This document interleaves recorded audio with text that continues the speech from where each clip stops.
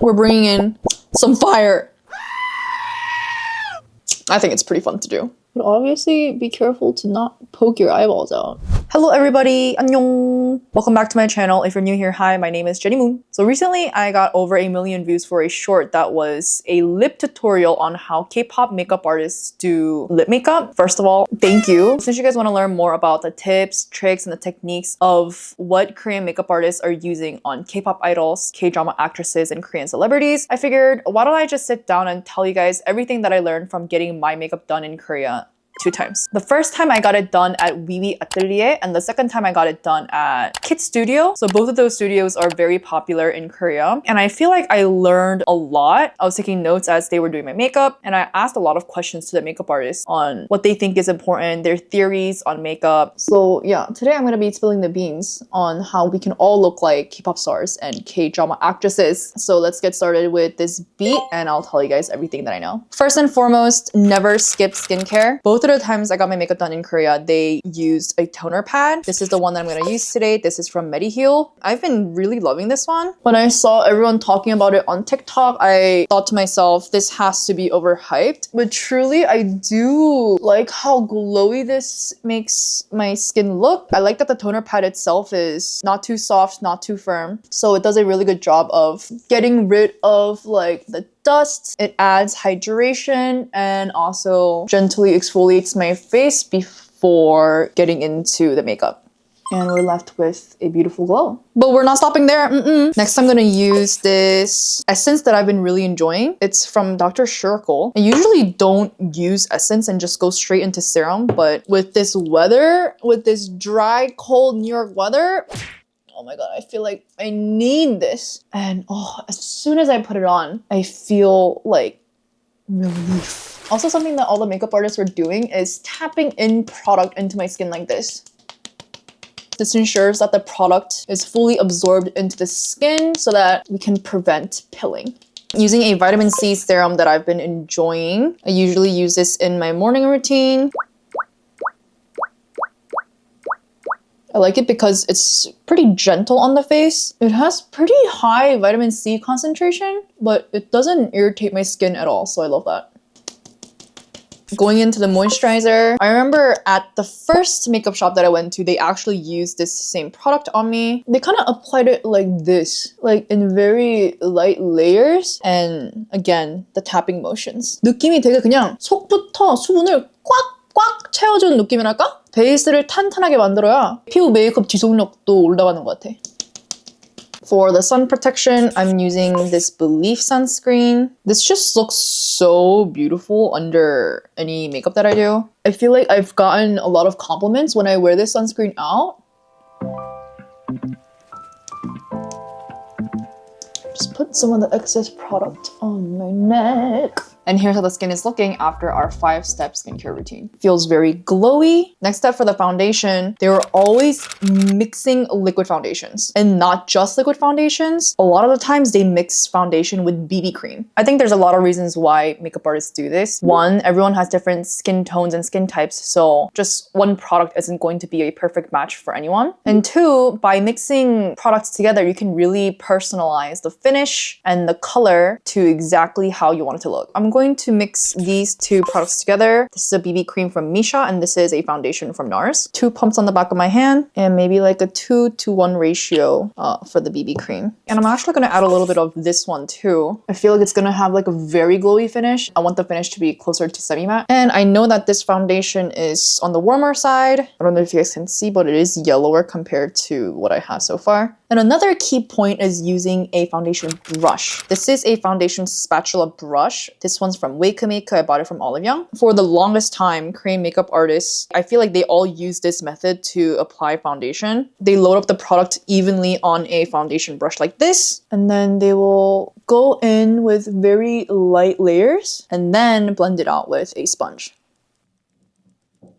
Don't be afraid to take your time with this step. I remember when they were doing my foundation, I think they did like 3 to 4 very thin layers of foundation all over the face. So take your time to work in the product in very thin layers. This is gonna be the key for having a natural looking base.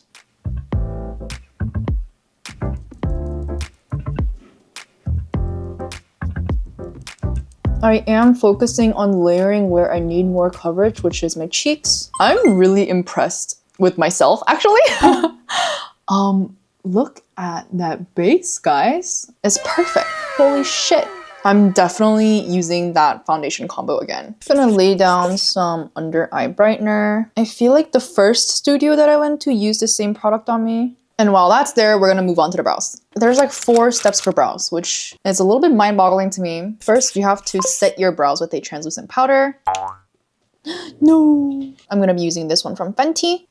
This is in order to get rid of the excess oil that's underneath your brows. And the oil underneath your brows can kind of mess up with your application. Could make your brows look a little chonky, and we don't want that. Then they use a powder to set the brows. I'm going to be mixing these 2 brown shades for my brows because they look pretty cool toned. And I'm making sure to do really light feathery strokes. The thing with Korean eyebrows is that it's on another level of looking natural. So I think that's why many makeup artists prefer to use brow powder. The brows are never sharp. It's very feathery, and sometimes they will intentionally leave brow holes just to keep it looking natural.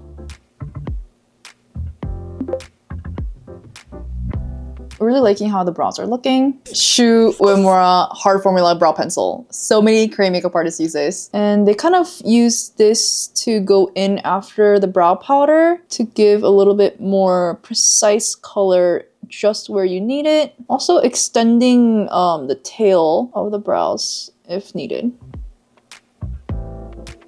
And there you have it, super natural looking Korean brows. Depending on the situation, they might use brow mascara. I will also use brow mascara today, using the Air Brow from Kosas, just to lighten up my hairs a little bit. Looking good. The concealer has set, so I'm gonna use this spray to kind of make things moisturized again. Let that sink in a little bit, and then using a sponge to blend everything out. I'm obsessed with this base, y'all. Like, oh, girl, I outdid myself. Before we go into the eyeshadow, I'm gonna set everything using this setting powder from Kosas. Set my lids as well. For the eyeshadow, they always kept things very simple. Like, yes, they used multiple shadows, but they always kept the eyeshadow looking very light. I'm gonna use these 2 shadow palettes today. This one's from 3CE, this one's from TWINKLE Pop. And I'm just gonna be using very light layers of light shadows to create a very natural eyeshadow look. Maybe it's because I asked for like trending makeup looks both times I went to the makeup studios. But regardless of like what's trending or not, I feel like Korean makeup artists go really light on the eyeshadow unless you specifically ask them for like a stronger look.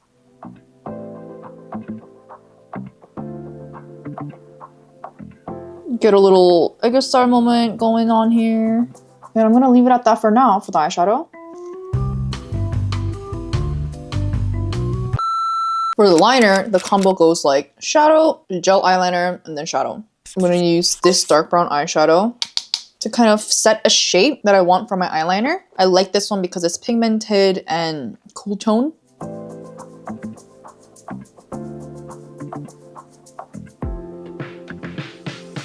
And then I'm gonna go over that with some brown gel eyeliner.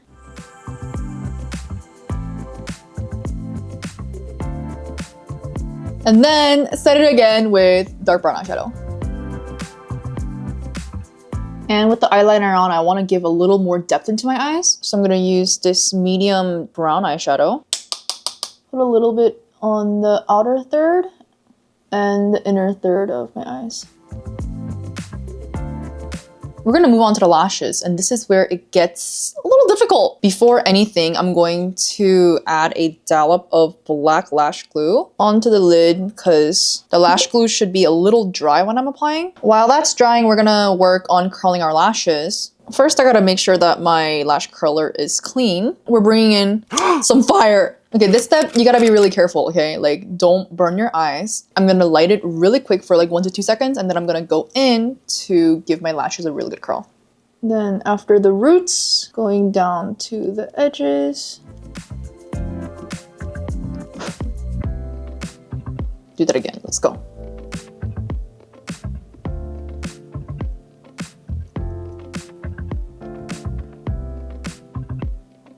And with that, my lashes are more up than usual. Honestly, if you already have long and luscious lashes, I don't think you need to do this step. But since us Asians are not really blessed in the lash department, we gotta do what we gotta do. I'm gonna use the Etude Curl Fix Mascara to coat my lashes one time.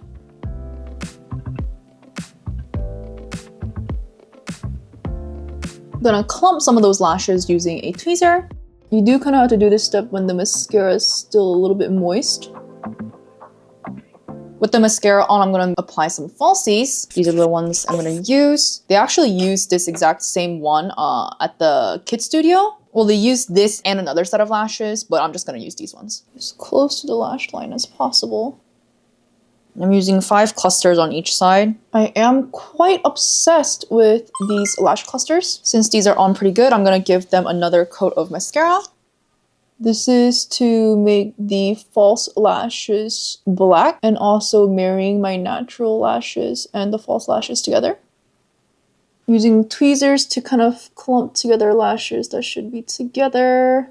And time for the fun part again. Grab 2 wooden sticks, light one on fire, put that one underneath your lashes and put the other wooden stick on top and kind of move it up like you're applying mascara with the wooden one. This is especially helpful for getting my inner corner lashes up, and this also makes sure your curl is held up all day, and it totally marries your natural lashes and your falsies together.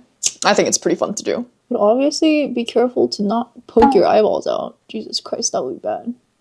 And the lashes are on. They're looking pretty great if you'd ask me. And if you look at it from the side, you can't tell the difference between my natural lashes and the falsies. So, win! It's a big win. Okay, now the lashes are on, I want to move on to the Aegyo-sal. A lot of artists have been doing colored Aegyo-sal these days, so I'm going to do that as well. I'm using this Colorgram Aegyo-sal maker in 06 Cool Pink. Define the Aegyo-sal slightly further. And then I'm going to use a face highlighter to set that. This is from Laura Mercier. Setting the Aegyo-sal pencil. And also giving my inner corner a highlight. While I'm at that, I'm going to also give my nose a little bit of a cute highlight. I want to give my eyes a little bit of glitter, so I'm going to use this glitter gel from ColourPop. This is the Glitzy Tinsel Glitterly Obsessed Body Glitter Gel. A little bit of glitter on the Aegyo-sal, and also a little bit over my eyelids. And the glitter is on. She's looking real cute. Let's move on to the contour, shall we? I'm gonna use this contour powder that I showed you guys in my last Taeyeon makeup video. There's nothing too crazy for the contour. You just take a big brush like this and kind of use tapping motions over the jawline and also the hairline. My main focus is creating a shadow in this area that makes my face look slimmer. I kind of forgot to spot conceal my acne scar, so let's do that now. Using the Etude Double Lasting Artist Concealer Palette in 02 and lightly tapping where I need to cover my dark spots.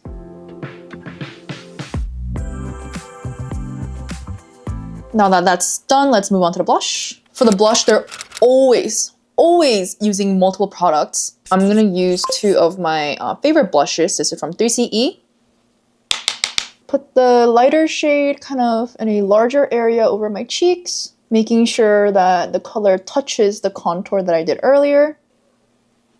A little on the chin. I think that looks so cute. And then using this brighter color in a smaller area inside the area that we just did.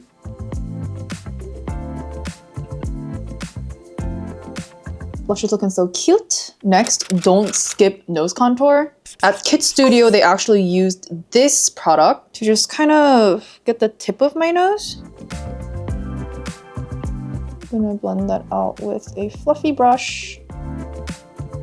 And then for the rest of the nose contour, just using this lighter contour color from the same palette and contouring the rest of my nose. Then adding some of that highlight on the bridge of my nose, in between my eyes. Switching to a fan brush and running that over my cheeks as well. Finally, for the lips, I'm gonna use the lip combo that I used in the video that I was referencing in the beginning of this video, the trending K-pop lip tutorial. This espoir Plumpies Overlip pencil in beige volume.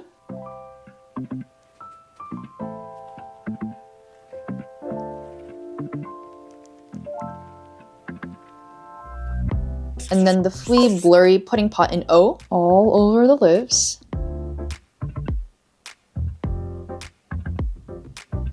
Your lips should look kind of dead. And then layering this tint from Upyu, just in the center.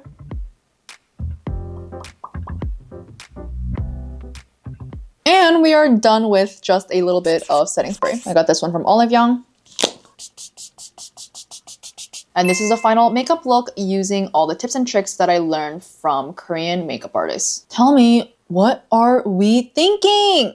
I absolutely loved how today's makeup look turned out. Yeah, it took me a long time. I don't know if you guys are able to tell, but it's literally dark outside now. Hope you guys enjoyed watching the sunset low-key. I know doing this requires more steps, but if you want to achieve that Korean K-pop, K-drama look, then I think these tips are really going to help you out. This look would be perfect for like going on a date, taking Insta photos, going to school. Actually, I don't know if I would spend that much time for like school makeup. But anyways, I hope you guys enjoyed today's video. Let me know what you think in the comments. And I hope to see you guys next time. Bye! 안녕!